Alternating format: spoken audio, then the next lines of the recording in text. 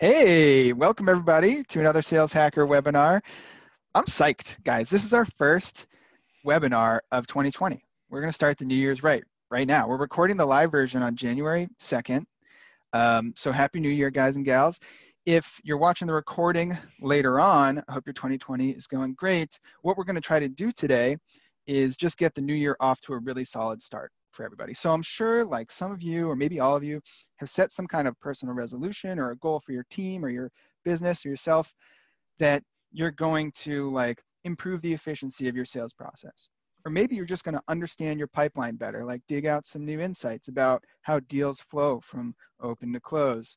Maybe you just want to forecast more accurately. We're going to talk about a lot of that today. To do all of that, you need data, you need reports that are well built. You need a process to build reports, decide which ones to do and which not to do, and you need people to make those good decisions. We're going to talk about all of that stuff today. We're going to get some sage advice, look at some common mistakes, and we'll even like peek under the hood of a real life revenue engine in the wild with some example reports and dashboards from my friend Taft Love. So Taft, welcome and thanks for being here for all of us. Hey, thanks for having me. Psyched to have you back. So we had you on like a month ago and we got so many questions that unfortunately we couldn't answer in the hour that we had. So we were like, okay, we got to bring Taft back and double click on some things. For those people who are here who don't know Taft yet, he's the VP of Sales at DocSend, which is a platform you can use to send business documents securely. You can do stuff like get signatures on your contracts or send proposals, stuff like that. And you got a lot going on. You got the webinar, you got VP of Sales at DocSend. You're doing something new coming up actually later this month. Is that later this month? That we should talk about that later. February 13th, yeah. February 13th. Okay, we'll talk about, that's a surprise. We'll talk about that later. Awesome. But right now you're also the head of operations at Iceberg RevOps. So can you just describe like what that is? Yeah, absolutely. So Iceberg is a company I started with a colleague a few years ago now. We do revenue operations consulting. So where we focus is on helping companies with 3 to 30 people on their sales team. That is a space where a lot of you are probably from companies those sizes. You're familiar with being not big enough to hire a dedicated, talented, experienced RevOps team, but you need help with RevOps. You need marketing and sales operations that work together, break down silos, help you work more tightly as a cohesive unit. And so we set out with Iceberg to help solve that for companies. So we're like a fractional, very experienced revenue operations team. So you get us for X hours a month. So we step in and actually do the guidance and the wrench work, which is really hard to find. Yes. And so that's exactly why I thought you were the right person to talk to about this, because I'm sure you spend a lot of time, like for the first time ever, we're going to build out your reports and all your dashboards just the way you need them, or we're going to tear down all this trash you built and, and make it better for you. So that's what we're talking about today. And one thing that, like when we talked about doing this second webinar, actually it's our third together, you talked a little bit about like just the accuracy of a sales report. And can you just share with me and share with the people what you were talking about? Like, how do you know if a report or a dashboard is actually accurate? Yeah, 100%. So every report you've ever built and every dashboard in your system is accurate, period. Unless your Salesforce, your HubSpot, your whatever is broken, unless there's a bug in your system, everything is accurate. Because a report is just a set of filters applied to a database. And so whatever it spits out is, 99.99% of the time, completely accurate. So what I ask people to focus on is trustworthiness, not accuracy. And it sounds like a distinction without a difference, but it's actually not. It's a very important distinction. It matters. 100%. It's actually where we start with any new client that we bring on. The first place we go is their reporting, and the reason we do that, and part of our sort of pitch and what we talk about throughout the life of an engagement with a client, is that your reporting trustworthiness is a great proxy for how well your revenue operations machine is built. is if the infrastructure is set up well, chances are you have trustworthy reporting, and that requires several elements to be set up correctly. Yeah, I know exactly what you mean. Even just on the marketing side, I sat down to look at some reports at the end of the year, as I'm sure many people do, and I started like trying to determine what I could learn from them. And then I found that there were some messes, so I went and fixed some things. And it wasn't till I was like 8 hours into this hole that I realized I wasn't even really fixing reporting anymore. I was just straight up fixing like marketing operations stuff that was going to affect like, lead flow and how we communicate to people who subscribe to our newsletters and things like that. Oh, 100%. So a couple years ago, I sort of spent months, this isn't the sort of thing that like came to me one night, but I spent months thinking about this and finally came to a place where I decided my feeling is there are 4 elements to a trustworthy report. And just like a simple framework here is a report is trustworthy if A, it's built correctly. Those filters I talked about, you're actually applying the appropriate filters to the report, which Yep. in each of these 4 has its own, like you can deep dive into each of these. The filters are accurate. The actual fields that you're filtering are set up correctly. So an example would be, is it the appropriate type of field? Is it an open text field when you really need a pick list field? Yep. And then beyond that is, are you telling your reps what to do with that field properly, right? Do you have infrastructure in place to teach and force reps to put the right information into the fields or to enter information into the appropriate fields, things like that?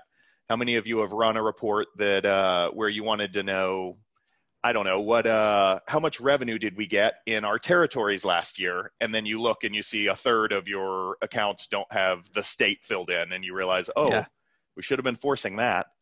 And then the last one is what you're telling your reps to do correct?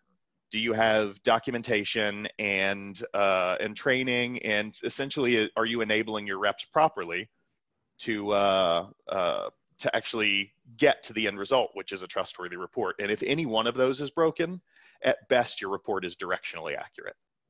Right. And so thinking about trustworthiness instead of accuracy gets you thinking about like the ingredients that go into a helpful report rather than like just messing with the system itself. Like you can actually go solve the root cause of a problem. I'm going to do a quick pause for 1 second. Yeah. This is a small group today. We kind of aren't surprised, everybody. Like it's January 2nd. Some people are still out of the office, but we do have 64 people live with us right now. So what I want you all to do, like, I hope you feel like you joined the live version for a reason. We have some stuff we're going to cover. Taf's going to share some tips, but you can ask your questions too. So let's just, for a start, like go down to the bottom of your screen and click the little like Q&A box thing. Actually, you know what? We'll do one better. This way you can see each other's stuff. Click chat. Open up the chat.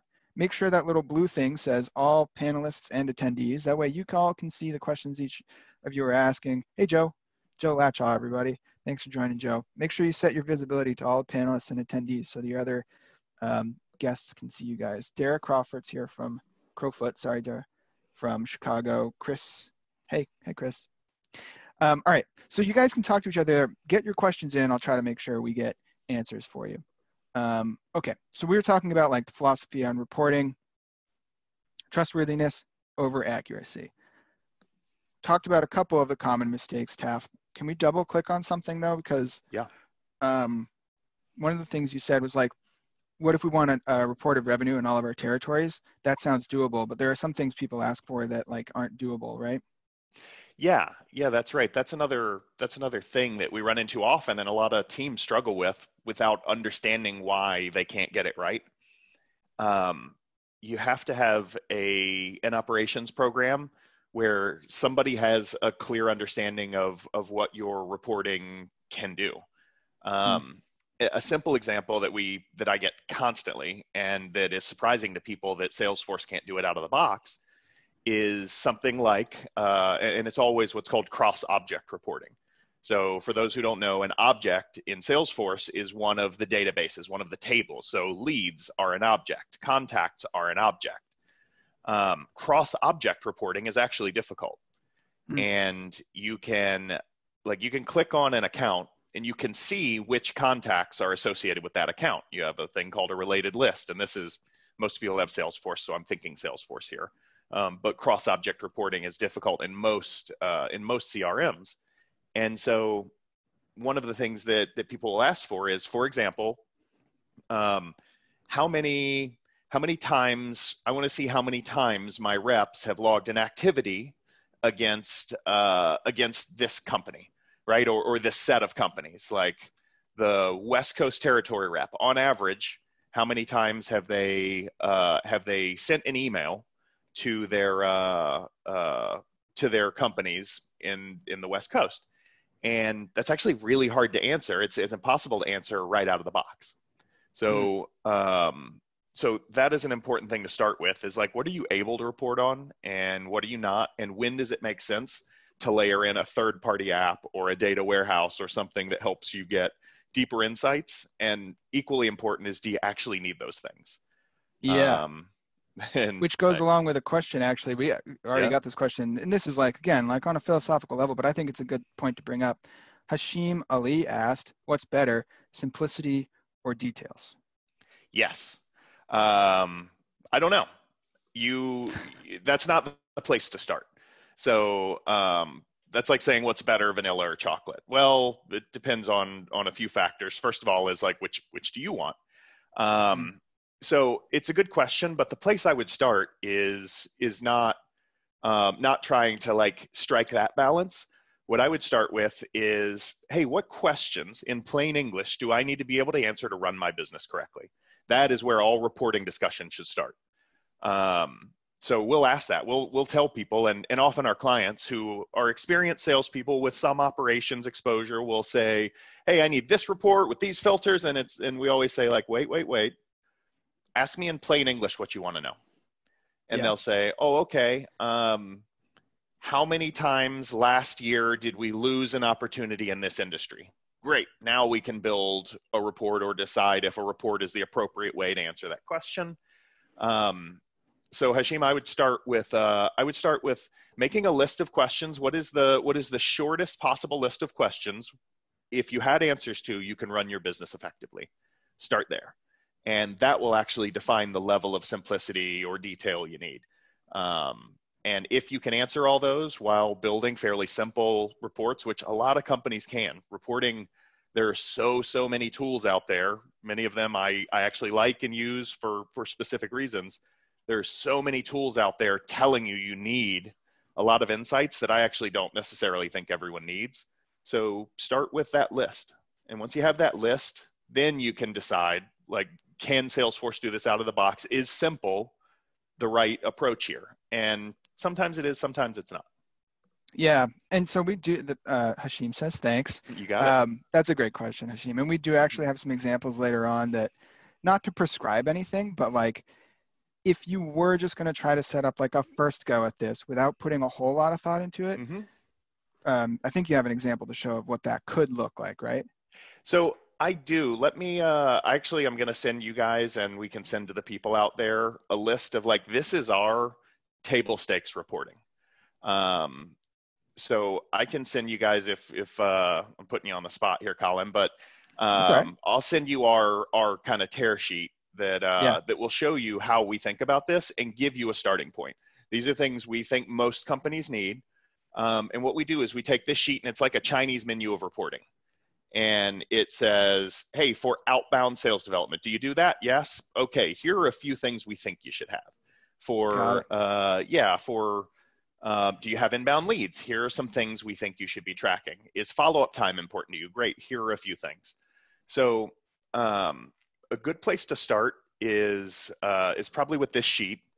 And then you can make it your own. And yeah, the one I showed you is specific to outbound sales. And so happy to dive into that one. But yeah, it's what I feel are the critical like baseline metrics you need for successful outbound sales prospecting. Okay, that sounds cool. Everybody will make sure you get the tear sheet. Thank you, Taft. And we'll look at that example later. I want to do one other thing, which is actually Chris Ortolano. Do you know Chris, Taft? Yeah. Yeah, Chris Ortolano's here, everybody. Um, Chris is awesome. We've known each other for a while. He runs a great Slack group called Sales Stack, um, and a bunch of other things. Chris, I'm sorry, I won't list them all. But Chris had a good question. So data hygiene is a chronic issue, he says. So how do we assure data integrity as a part of your reporting process? Because what I've had happen to me in the past, and maybe this is what Chris is referring to, is like I show a report and then I have to qualify the hell out of it if anybody asks a follow-up question. I have to say, well, we actually aren't quite sure because of the way that, and that just like destroys your credibility. It's a mistake I made far too many times before I learned not to do it. But anyway, data hygiene would have helped. How do we solve that problem? Yeah, Chris, it's a really good question. It's also a really big topic, so I'm going to sort of narrow in here a little bit. Let me give you an example, sort of continuing with the list of questions that we were telling Hashim you should start with. So one thing that you should do is once you figure out what metrics are key to running your business, you should work backwards from those to decide which data needs to be clean. And Okay. so it is really easy to try to boil the ocean here. So I've personally had this experience where my CEO will say, hey, I clicked on this account and there are 20 duplicates. How did that happen? Why? And I would go clean those duplicates. And you end up like sort of playing whack-a-mole with data. I'm sure you guys have seen this. Yep. So one thing I would do is sort of draw a circle around what data needs to be clean. What things do you need to run your business effectively? So if one of the questions is how many contacts do we reach out to on average before we get an outbound opportunity? Important question to ask if you're doing outbound prospecting. And so that tells us that contacts need to be fairly clean. You need to get rid of contact duplicates. You also need to get rid of data that might skew your data set. So how do we make sure that marketing and sales activities are easy to separate in reporting, things like that? Because that's what we see all the time, where people will say, hey, my sales reps, we log an average of 20 emails against someone before we get an opportunity. And then you dig in and realize like, oh, half of these are actually being sent by Marketo. You're just not separating them. So first define the fields or the types of data that need to be clean. And I'm oversimplifying. There are a million rabbit holes we can go down, but I'm gonna start high level.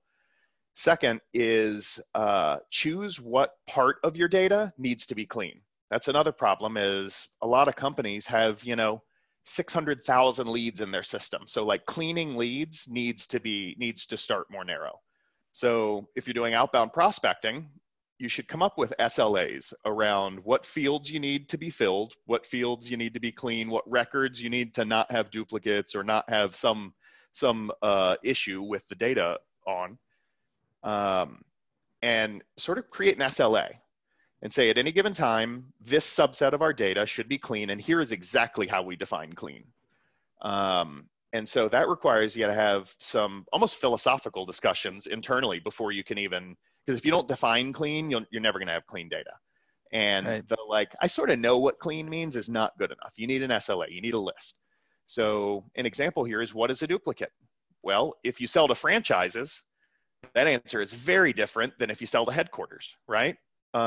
Because one of those will have one McDonald's and shouldn't have more than one, and the other might have 6,000 McDonald's, and that's okay. So Right. you have to write out definitions for these things. And so once you define cleanliness, then having clean, you're a big step closer to clean data. And then you can sort of draw a ring around and say, you know what, our tier 1 and 2 accounts, whatever that means, I'm just making stuff up here, but our tier 1 and 2 outbound accounts, the ones that the SDR team or the BDR team is actually aggressively going after, are the first thing that need to be clean. And so now we have a definition of clean. No duplicates according to this definition, and we need these 6 fields filled, and activities need to be easily distinguishable sales from marketing. Once we have all that, we can now answer the list of questions that we wrote as a team that we need to be able to answer to run our business. So those are sort of the steps. And I know I said a lot there. I hope I didn't go too fast. No, that was great. So I'm thinking like when I think data hygiene, like that's the mission. you mentioned, like, for example, if somebody has 600,000 records, maybe every record has 40 fields, you're into the millions of fields that you would have to check. Basically, the idea is narrow down which records you actually want clean, define what clean means, and then like build a wall around the stuff that you're actually going to clean first. So prioritize in some way. Chris says SLA, clear definitions plus segment equals great answer. Thanks, Chris. I agree. Yeah, thank you. Good answer. One thing that is a good exercise to do, and this isn't directly related to reporting, but it feeds into the reporting discussion often, is every once in a while it makes sense to go in and cull your fields. Have you guys have you heard of Field Trip, the app? No, it's new to me. Maybe some of these people who know more than me have heard of it. So there is an app, and for some reason I'm blanking right now. It's not. It might be Ringlead that built it, but Field Trip is an app that pulls metadata out of your instance. And so what you can do is you can run Field Trip on an object, and if you remember, object is like one of the databases within your CRM. So let's say leads. You can run Field Trip on leads. And by the way, go to the Salesforce App Exchange. It's totally free. It doesn't mess up your data to run it. There's really no cost in giving it a shot and just looking at what it spits out. You guys can be heroes by saying like, hey, look at all these fields that we don't need anymore. What it'll spit out is things like, what is the fill rate on a specific field? So you will be surprised how many fields have like a 5% fill rate or a 0% fill rate. You'll find ones that have only been filled out on 4 out of 200,000 records. So once you run this is a great place to start. And so that can help sort of limit the number of fields you're trying to clean up. And it's also a great way to just like pull them out of Salesforce, which I'm a Salesforce user. I happen to like it, but it's a really hard format to like review what exists inside. So pulling out that metadata and just having like a spreadsheet, a CSV list of all the fields in your instance, what are their types, when were they created, who created them, what's their fill rate, all this stuff can help you do a quick analysis within the spreadsheet and like just go through, interview teams, mark them as read when you can delete them. Nice.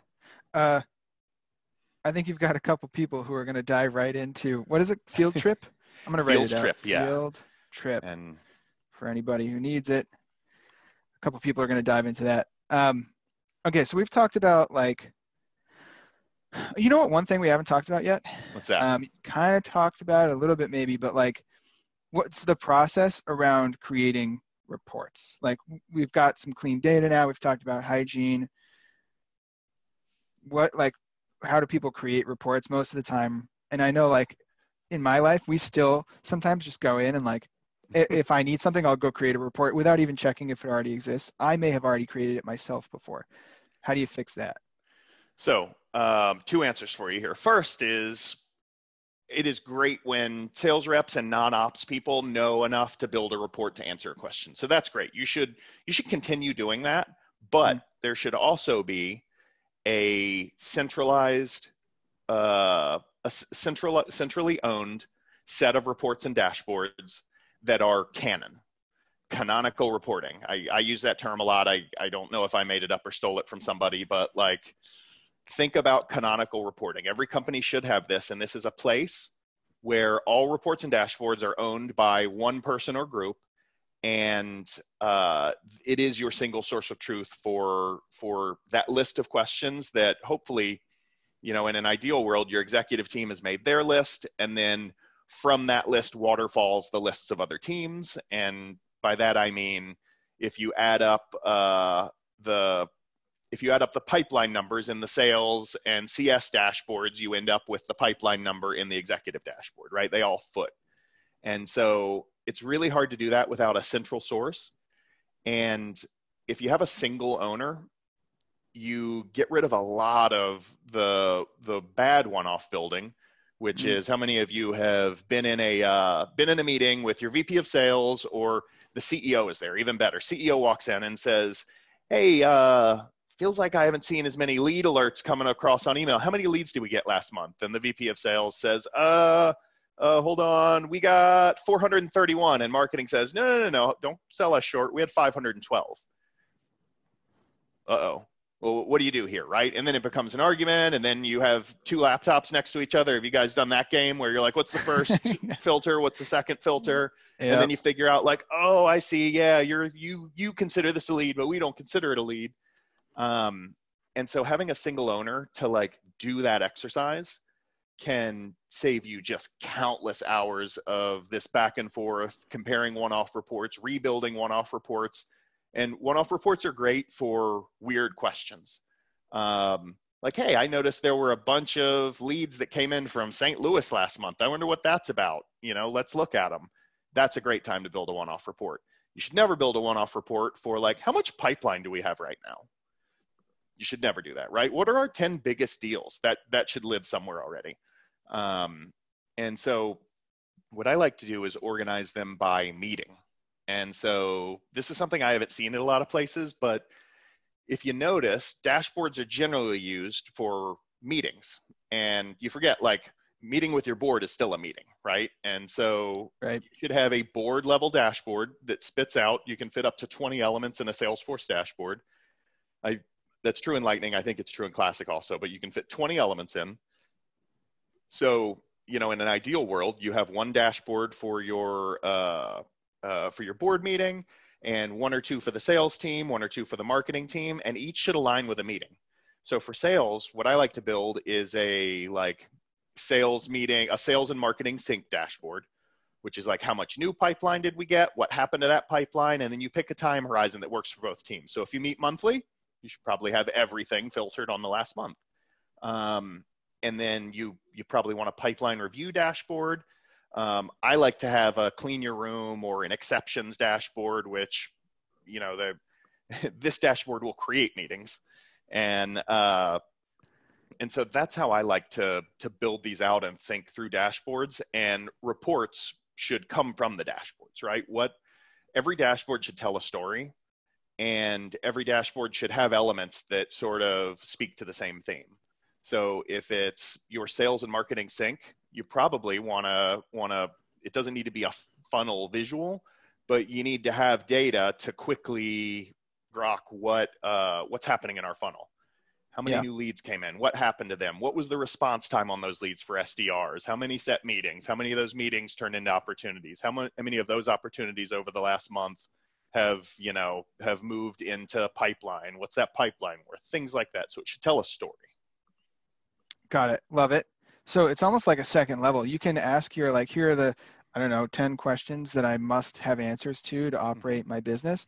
And then you can go another level down and say okay, in these meetings, what are the questions that need to be answered in the setting of these meetings, and then set up a dashboard for that.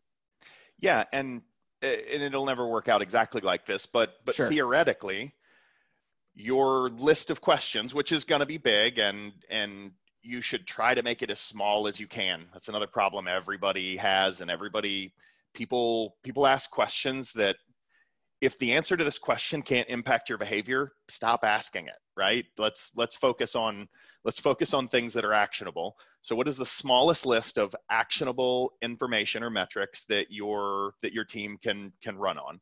And it doesn't mean you can't ask other questions and build other reports and have your ops team help you with stuff, but your canonical reporting should be as small as possible, and it's still going to be big because it's a company, right? There are a lot of moving pieces. You can't have one dashboard to run a company, but however small you can get this, then the creating dashboards that adhere to or that are associated with different meetings, that speaks to like how you arrange the answers to these questions, right? And theoretically, this list should fit into the dashboards cleanly. It'll never work exactly like that, but close enough. Yeah, get as close as you can in a real world scenario. Yeah. Okay, I've got, and people, by the way, everybody's asking great questions. Thank you. Keep them coming if you have them. I've got one more question for you that I had written down. And then do you want to pull up your example of like what a good outbound sales dashboard could look like after? Yeah, absolutely. Cool. Let's do it. So, and this is, hopefully it's a good segue, and maybe you can even show the dashboard to give your answer. But so you explained something to me when we were talking before that like people often, you want to report on conversion rate in a dashboard. And so you've just like converted, you've just taken all your leads, you've just taken your converted divided by all your leads. Mm-hmm. And you described a problem that like, that's not always going to be the information you need. It's an accurate report based on what's in the system, but it's not trustworthy. It's not reliable reporting. So what's the problem there? How does that not work? This is a great example of why it's so important to have somebody who's done this before in the room, because what often happens is the one we talked about, I believe, was people build a report and you have a Salesforce admin. And by the way, Salesforce admin and Sales Ops Pro are not the same thing. Sometimes you get someone who is both, but this is where having a Salesforce admin is not the same as having someone who is thoughtful about the importance of specific sales metrics and the trustworthiness of those metrics. So what a Salesforce admin will often do is say, oh, you need a report of what your conversion rate is from lead to opportunity. Great, I'll go build it. And what they do is they build a report and they use a feature in Salesforce reporting that is that's called a formula. And so you can sort of go a level deeper than standard drag and drop reporting and write out a formula. And this one's really simple. It's the number of converted leads divided by the total number of leads for whatever your time period is. Makes sense, right? That's your conversion rate. Here's the problem. The first question I ask is, hey, are your SDRs good at data cleanliness? And they'll say like, yeah, they if they find a lead that is associated with an existing account, they'll convert it. Well, do you guys see where we have a problem now? A lot of those conversions, for the purpose of cleanliness and not creating an opportunity, artificially inflate your conversion rate.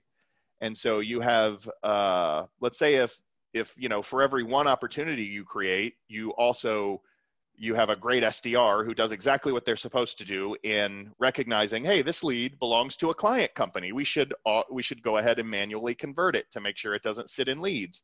And the CSM knows that this other person requested info. So by doing their job and not having someone who's like thought through this specific report before, you end up with an accurate and untrustworthy report. So your conversion rate is not 20%, it's 10%. It just looks like 20 because you used converted. The language used in Salesforce was confusing. But obviously we want SDRs helping with the data cleanliness, and that's an important part of the job, is finding making sure leads go to the right places. So how do you fix that issue? There are two things I do, and guys, this is rare for me to say this. This is something you can just use. I think if I can't think of off the top of my head, somebody's going to prove me wrong here, but I can't think of off the top of my head a reason this wouldn't work for just anyone who uses the lead object to handle inbound interest and then converts it to opportunities. So we're speaking to that specific function of converting leads. So two things I do. The first is I make sure that we have other lead statuses than just converted or qualified or whatever. Almost every client we go into, they have one lead status that is a converted lead status. You can actually check a box in Salesforce to say, is this status associated with converted leads? And if you don't check that box, and the one that comes out of the box from Salesforce, I use the word box too many times there, Salesforce's standard setup is qualified is checked for like the converted status.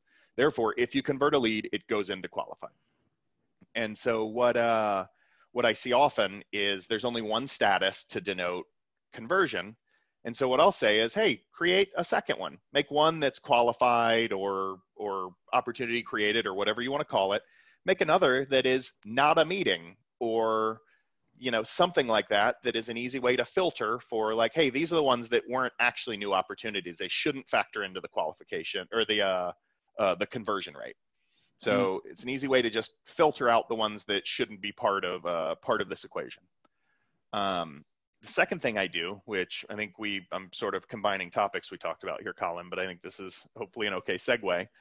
The second issue I have or the second issue that a lot of clients have that they don't even know they have is that they'll often do, hey, last month, how many leads did we receive? And last month, how many opportunities did we create?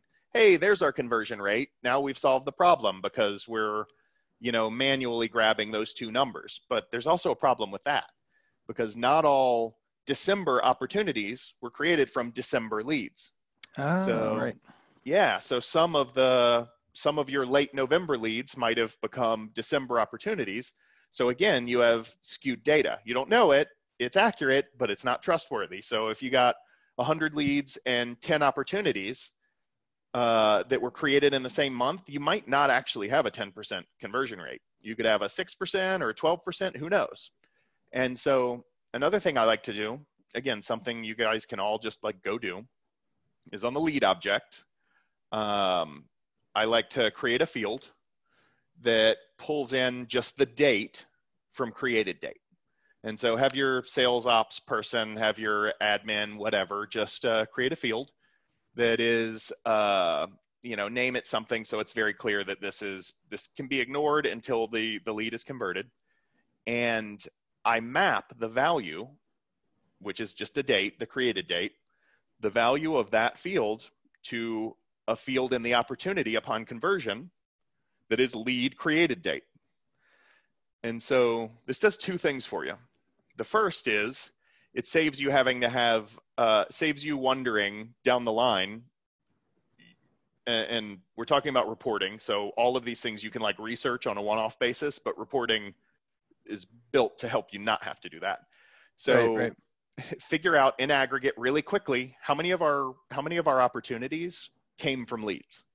Because if you have an inbound and outbound, it can be really hard to distinguish between inbound versus like one that was converted from a lead versus one that was created by a BDR from the account or the contact. Does that make sense? It does make sense. You get the origin story. You get the genesis. Yeah, it's one data point in terms of where the opportunity came from, the origin story. And so what a lot of people will do is create a checkbox that is like created from lead, something like that on the opportunity. Well, this saves you having to do that because if the date field is empty, it wasn't created from a lead. If it's filled, it was. So you don't need a checkbox. The second is it allows you to accurately do cohort analysis of your inbound leads. So this one, so I bet there are people out there, somebody is listening to this webinar going, hold on, that's what we do. So raise your hand in the chat if that's you. If you're like, hey, this is what we do.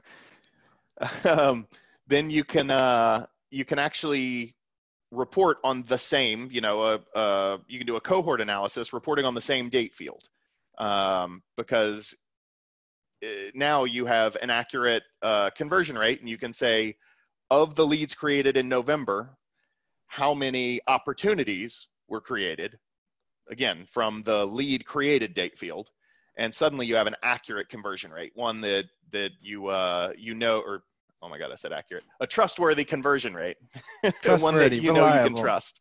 Yes, cool. That's right. All right, so we've talked about hygiene, process, some of the stuff you need to do that goes into creating a reliable, trustworthy report. I think it's time to look at a real world example. Can we do that? Absolutely. I'm going to share my screen with you. So guys, this is a dashboard that is specifically for outbound prospecting. If you do outbound prospecting, this is for a team that uses the uses the contact and account objects to do outbound. And Colin, let's put a pin in that and come back to it, why that's an important distinction. But let's say you're doing outbound via the account and contact objects. So you grab an account, you add contacts, and then you reach out by email, phone, LinkedIn, whatever, to a bunch of those contacts. This is a dashboard that can tell that story. So one thing that's really hard to do, and by the way, this is a bit self-serving, not necessarily intentionally, but this is OB Metrics, so Iceberg that we talked about earlier. This is an app we created that's like a Salesforce native app. Anybody that wants to try it, just let me know. I'll give you a free license for a while. So I'm not trying to like sell everybody on this thing. So one of the things that's really hard to do when you're doing outbound is you remember we talked about cross-object reporting is hard in Salesforce. Yeah. One of the hardest things to report on in Salesforce is, hey, last week, month, quarter, whatever, how many accounts did we add to our outbound funnel? And it sounds simple, right? And people often say to me like, oh, I can see that from Outreach or from SalesLoft, but you actually can't. And I'm sure that'll change soon. If it's not imminent, it'll happen in the next year or so, I would imagine. But right now, that's a hard question to answer from like a zoomed out point of view. Of course, if you open up every account, then it's easy to see. But from a reporting point of view, it's hard to do. The reason for that is because, like, how do you define adding something to your funnel? Is it when you start researching the company? Is it when you add contacts to them, or when an SDR like pulls that account into their name? Like, there are a million ways you could define it. So the definition in this app is after you have checked a box that says essentially claim this account and sent at least one email or one call or one LinkedIn, like logged one activity against someone in that account, one of the contacts. And once you've done those two things, it shows up here, companies added to your outbound funnel. And from there, we get to see things like conversion rates. So of the companies added to the funnel, how many of them have been engaged? What is it here? Activated, engaged, opportunity created, and meeting set. So we can see our full funnel here. We can see conversion rates here by rep, this is as noted here. This is sample data. This is like fake data from a bunch of test accounts I created. One of these reps, unlike this is not real life data again, 71% conversion rate of the companies they added to their funnel. 71% actually became opportunities. The real number would probably be 4% or 8% or 10 or 20% for a gold standard team. Here we look at, on average, how many contacts do we reach out to per account that we activate across the team globally? How many activities do we log per contact? And how many activities per account? And so these are really important metrics for running an outbound sales development program that, by the way, a lot of people say like, oh, we have that. Trust me, you don't, unless you're using a data warehouse or have a really killer sales ops team that has built a bunch of custom code in your Salesforce. And then we have our outputs. How many outbound ops did we create during whatever time period we've set here? What's our average op value? And how many days does it take on average from adding a cold company to your outbound funnel to getting an opportunity? So is there anything that you see people putting in their outbound dashboards or creating reports for that you've purposefully left out here? Because there are obviously, like we've said before, a lot of rabbit holes. We could go down and ask a bunch of questions. Some people want everything all right in the dashboard, but this to me is relatively stripped down. Like it's pretty simple. Yeah, and intentionally so. So this is your 10,000 foot view. What I don't have screenshots of here, this is a screenshot, so I can't just go switch, is there's a planning view that sort of does the math backwards for you and says, like, hey, how many accounts do we need to add to our funnel in order to get a new opportunity and things like that. So you need planning data. And the other is, I see a lot of people adding stuff that I tend to leave out because it's generally what Salesforce is able to report out of the box, which is things like how many calls did we make last week? That's important data, but that is just a data point. That's not enough. And people run teams with this data. I see so many teams that run an outbound program based on number of outbound calls. But here's sort of a little thought exercise I do with people who say like, oh, that's enough. Well, if you're prospecting, if you work for Yelp, then 1,000 calls probably means 500 new or 300 to 500 new prospects in your funnel. I don't know. It's a lot of people, right? It's a small number of calls per prospect. And if you're working for Yelp selling into, say, restaurants, there are like 2 people at a restaurant who you're actually trying to sell to maybe. So that's 250 companies. that, 500 contacts is 250 companies. So that might be like 150 companies, those 300 different people you called last week. If you're selling jet engines, there are probably 100 people at GE who you're going to call over and over and over again, trying to get a meeting with somebody, right? And so on the other end of the spectrum is a company where those 500 calls last week were all against one company. So it's not just enough. The number of calls, it doesn't, unless you already happen to know, but like, how would you unless you had calculated it, right? So you might as well just be reporting on the calculated metric, is what you're saying? Yeah, and like it's a great thing. If you want raw output, like all that tells you really, unless you're at like the absolute ends of the spectrum, if you're making one call each to one person per company, then you know that the number of calls equals is great. Or right. if you're making, all your calls to two accounts. Then you probably don't need this data. But if you're one of the 99% of companies that's somewhere in between, you need more than raw. Somebody just said it doesn't tell you the quality of the prospect they called either. That's a good point.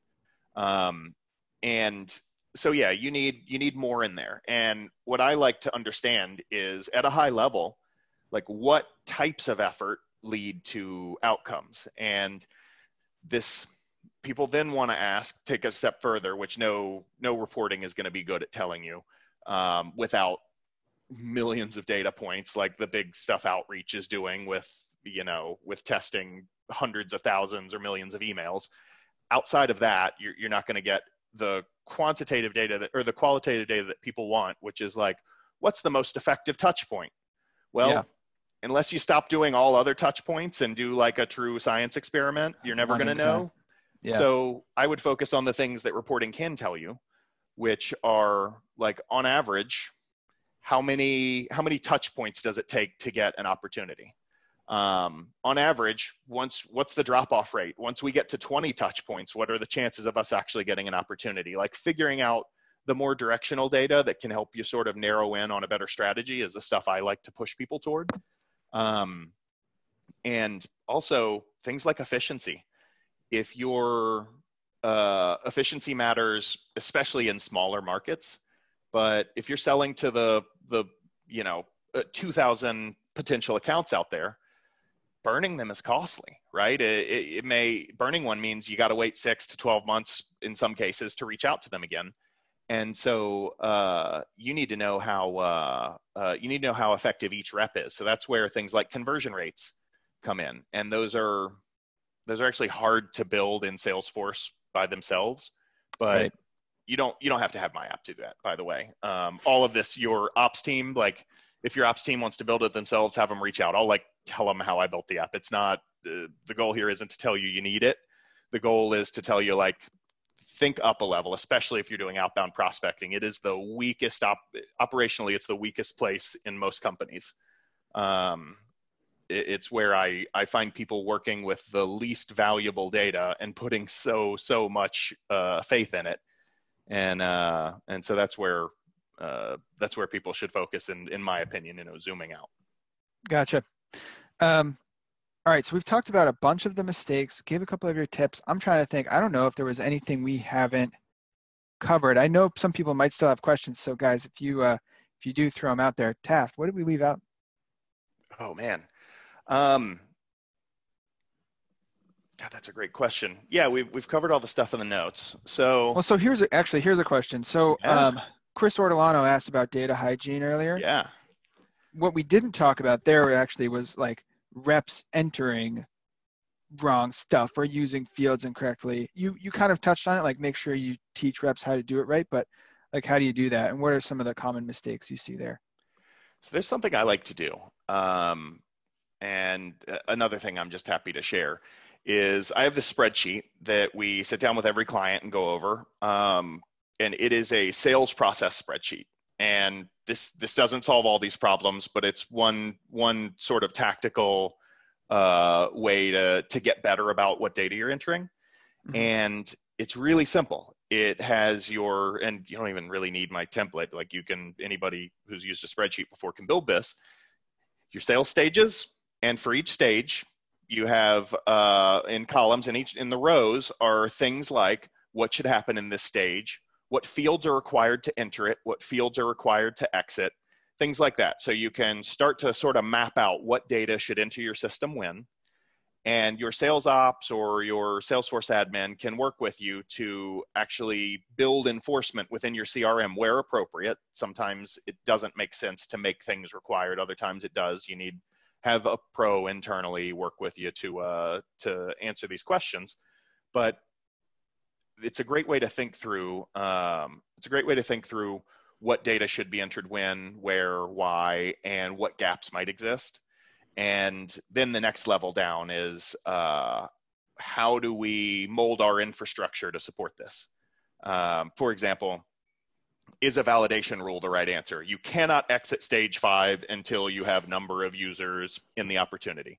Right. You cannot create an opportunity until you have, for my earlier example, state in the account. Tons of things to think through, but this will help you just like create that process map. And what you'll find is it actually starts conversations, gets you thinking. And a lot of companies, especially startups with 5-10 salespeople, many of them haven't worked through this before in an organized fashion.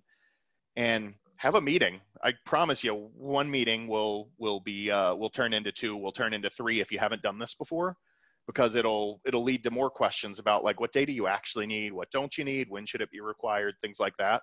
So that's one of the things I can most strongly suggest here is just mapping out what goes where when. Got it. Okay. I'm going to try to throw out just a couple of my favorite takeaways. One is mapping it out, what goes where when. The other thing that I just love is sit down and put in plain English here, the questions that I need answered to run my business. And then if you want to take it and keep the list as short as you can, it's probably a long list. And then map those questions to the meetings that you're probably having between marketing and sales, or between, your sales leadership and the board, or maybe even just the sales teams. Also love your advice. It's kind of common sense, but have a reporting owner, so not everybody's just throwing out spaghetti method, all kinds of ad hoc reports, because then you end up with the he said, she said stuff, and 2-screen mapping who set up which filters. Robert Michon, good question, man. Fine to join late. We did talk about this earlier, but it's a good reminder. So Taft has what'd you call it? Not a worksheet. We're going to send out after. Yeah, like a one page that we send to clients that we work on that shows examples of common meetings and what reports are sort of a starting point for those meetings that you should add to make your own. Not necessarily, it's not a silver bullet. It's a starting point. Yeah. So jumping off point, which Robert was asking, is there a one-on-one level resource I can use to decide what to track and what I can ignore for a startup? And yes, Robert. So we're going to send that to everybody. You'll also get the recording in your inbox, and we've got one more surprise that we didn't plan on. It actually just popped up, and I thought we should probably tell people about. So Taft, what's happening February 13th? Yeah, so this is specific to Denver, but there are a bunch of other events from the same tour happening all around the country. So chances are there's one coming near you. So the team at Chorus, and I think they're partnering with you guys, right?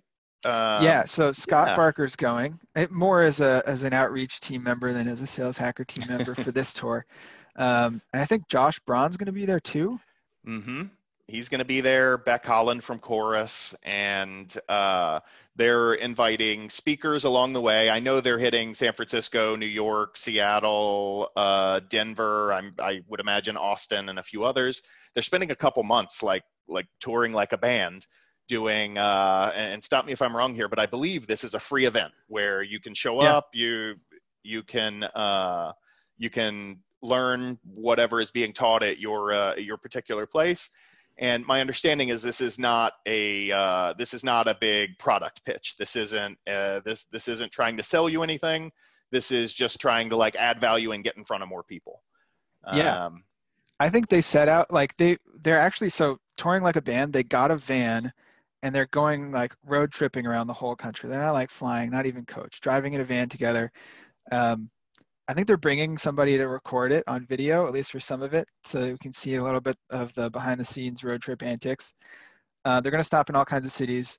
They're in Denver on February 13th with you. It's going to be awesome. I think like Beck and Josh and Scott and like they've found like-minded people like you. It's not a pitch. They're setting out to just help people prospect better. I think they kind of just are on a mission, and they all shared that. So they decided to just do it. Robert Michon, good question. Is there a URL? I honestly don't know. I'm grabbing it right now. Thanks, Taft. Yeah, absolutely. I only have it from LinkedIn, but hopefully it'll, I don't know if they have a link for it. Scott Smith asked what 2020 conventions I value. So I haven't been to a lot, Scott, to be totally honest, and I'm a little biased, but I did go to Unleash last year, and it was pretty epic, and it's going to be even bigger this year. I am in charge of helping design the training day for Unleash, and I'm going to make it epic. So I know that part will definitely be worth it. What else? Oh, and then like the other things that I've personally loved, I wouldn't call them conferences or conventions, but the MSP salons are excellent, especially if you're in management, sales management, amazing. You make really great connections, good conversation. What about you, Taft? If you can get to your chat, Robert, will you tell us what you do? Because that could help narrow here. So for sales development, I like Tenbound. David Delaney has built a great community. He gets good speakers. They cover interesting stuff. So that's one I tend to enjoy. I spoke at the last one and liked that a lot. MSP, we just saw another +1 in the chat for MSP. I wholeheartedly agree. The guy who created that, his name's Pete Kazanji. He's a product guy who loves sales and operations, and then went on to get his company acquired, lead the monster sales team, and then when he left, he among other things, he started MSP because he felt there was a gap in terms of community for operations people, and this thing has just exploded. Really valuable resource. Those are the two that come to mind, and I always like. I missed it last year, but I've gone to all the other outreach conferences. I like that a lot. It's much less pitchy and buy our stuff than a lot of other, because it's less a user conference and more a. That's why I liked it. Yeah, they don't want to create a user conference. They have customers that go, so they put on content just for them, but there are so many other tracks that it's really just a sales conference. Anyway, I think we need to wrap up and head out because we're coming up on time. Oh, yeah. We have a bunch of resources that we'll send you guys. Great questions, everybody. Thanks for coming. If this is your first webinar, we try to always make them interactive like this. This is not just a Happy New Year's thing. So hopefully you come to more, ask more great questions. And I think we'll see Taft around too. Taft, thanks so much for joining and sharing some of your insights on like data hygiene, reporting, forecasting, all that great stuff. All right. Thanks. See you later, everybody. Bye-bye. See you guys.